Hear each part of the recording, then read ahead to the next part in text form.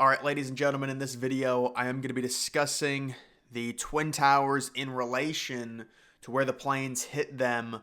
If the planes had hit at a higher point, would the Twin Towers potentially stay standing? There are a lot of variables when it comes to this. The South Tower did get hit lower than the North Tower, and the core was more damaged within the South Tower. Along with where it was hit, it caused it to fall sooner. You've got more floors above it. That's more weight that you have to distribute throughout the lower walls and the core of the building, making it harder to stay up. But what if the planes had hit, let's just say the North Tower, maybe around where the restaurant is, or even a little bit lower in the mechanical floors, and then in the South Tower in the mechanical floors, or the lower observation deck, which would have been like floor 106 or 107. Let's just say hypothetically that happened. Could it have happened? Honestly, absolutely. Based on the planes, they're trying to stay above the other buildings. It would be very unlikely, the planes would hit at floor 35 or 40. However, if that did happen, I do think you could argue the building would collapse sooner because of the weight that would be above the existing hole that was created by the airplane. Now, one of the bigger variables when it comes to the towers collapsing in general is the amount of damage that the core sustains.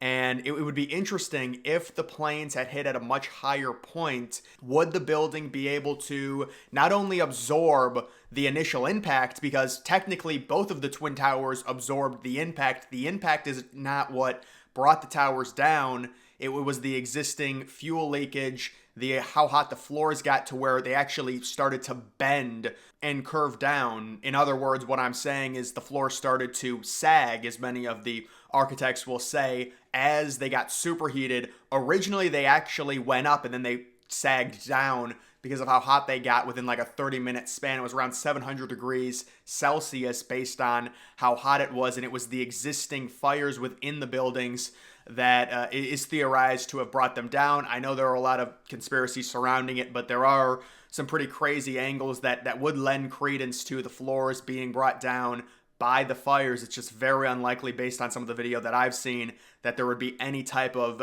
explosion within the towers that would help bring them down based on the way especially the South Tower fell, and also the North Tower, although it is harder to see. Now, when it comes to the planes hitting at a higher point, I do think there would be a significantly better chance of them staying up, especially considering, let's just say, for example, the pilots wanted to make sure they stayed above the other buildings and didn't crash, and in a last-second effort, they dove the plane into the upper floors, even with one side of the walls inevitably cut open, obviously, if a plane is going into it, and likely the top of the core getting damaged, because the supporting structure and like all of the floors from, let's just say, floor 102 on down, let's say those are all safe. You could make the argument, because there's really no weight above the impact zone, or there would be, the weight above the impact zone would be minimalized if they got hit higher, like around floor 107, 108.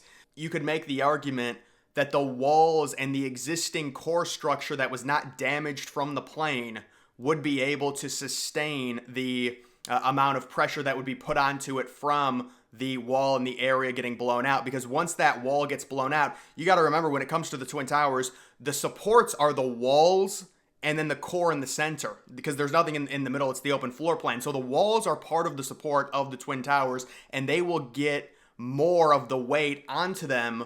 Once the one wall gets blown out, it has to go somewhere, so it distributes around, and that's originally what happened with the Twin Towers, and they were able to distribute that weight within the core, even though parts of the core were damaged, which also contributed to the collapse.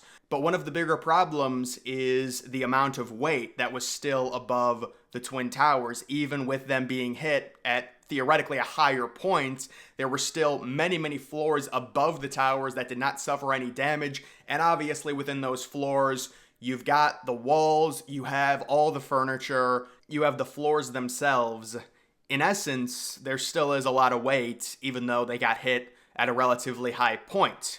But I guess the question we're asking is, what if they got hit even higher, to the point where it's almost like the plane misses the towers by going above, but it nails the upper floors, maybe the restaurant, maybe it hits the roof or something. I mean, if it hit the roof, it would not, the towers would obviously not collapse. I guess it depends how it would hit the roof. Like if it dive bombed into the roof, I'm not sure how that would really work. I don't think it would collapse. It would be very unlikely that it would collapse. I mean, you watch the videos of the planes going into the towers. The towers are just so much bigger than the planes, and the initial plane impact did not cause, of course, the towers to fall. Otherwise, they would have fallen right away.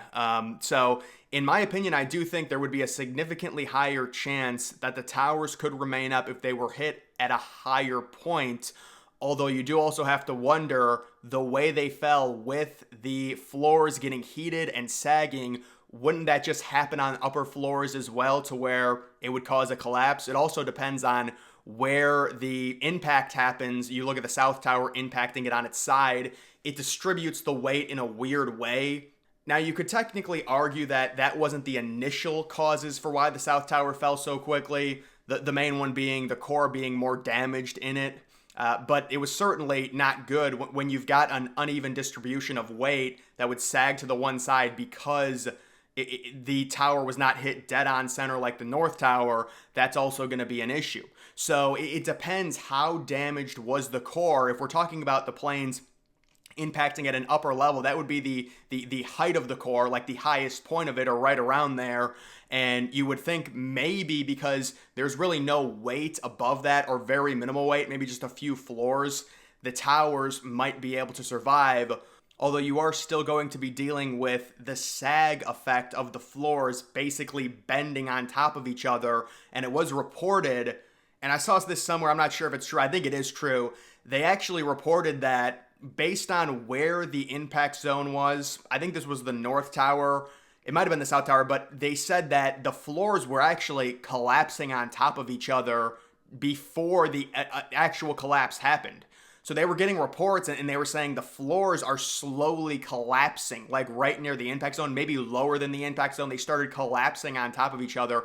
I mean, a lot of the floors obviously got pancaked when the collapse happened, but apparently they were sagging and collapsing on top of each other inside of the building before the full collapse. So the weight of the floors was dragging down the tower. And if you look at the South Tower when it collapsed, how it kind of bends inward, that's all from the weight onto the walls being unevenly distributed, and then the tower loses its integrity and completely fails. And obviously there were major problems within the core, and the design of the core did not help it at all. You could argue if it had a core similar to the Empire State Building where it evenly distributes weight throughout the entire thing rather than just being in the center, it would have a better chance of survival, because also you would think that core, there would be less stress on the walls. The issue is one of the walls got completely destroyed from the plane impacting the building, and then obviously the plane traveling at 500 miles per hour, it's not just going to immediately stop. Now, I have seen visuals, and the plane, they think it just got like pulverized the second it hit, but there's all the pieces that are traveling so quickly, so that's how the core got impacted, not the full core. It wasn't like the core fully failed right after the impact happened. There were areas of the core that were completely unaffected, but parts of both of the cores were damaged on the impact just based off of how fast the planes were traveling, even though they basically disintegrated the second they crashed into the building. I mean, they were in millions and millions of pieces the second they hit. It's not like you could see the plane going into the building. That's not how it would work.